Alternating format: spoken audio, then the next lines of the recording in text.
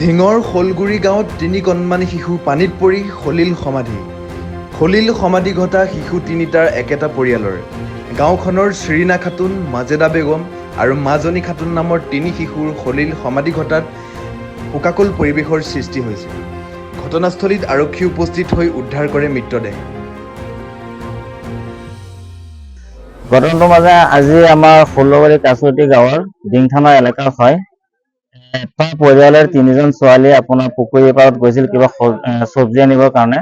যেতিয়া চব্জি আনিবলৈ গৈছে, চব্জি অনাৰ পিছত মানে বাপেকে অলপ চাইছে ছোৱালীবিলাক গৈ আছে পুখুৰী পিনাৰত।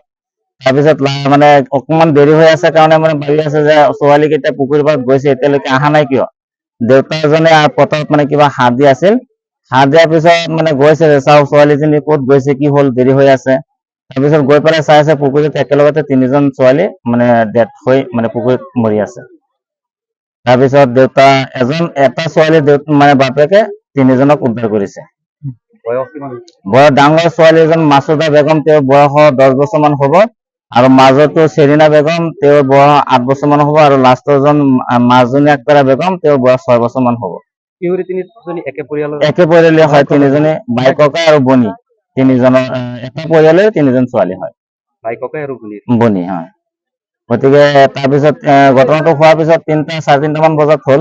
উদ্ধাৰ কৰাৰ পিছত এতিয়া আমাৰ ডিংথানাৰ OC ছাৰ আহিল আৰু আমাৰ দমদমী আউটপোষ্টৰ IC ছাৰ আহিল, ষোল্লগুৰি আউটপোষ্টৰ IC ছাৰ আহিল। এতিয়া আইনৰ বিভাগে কি কৰে, আইনৰ মানুহে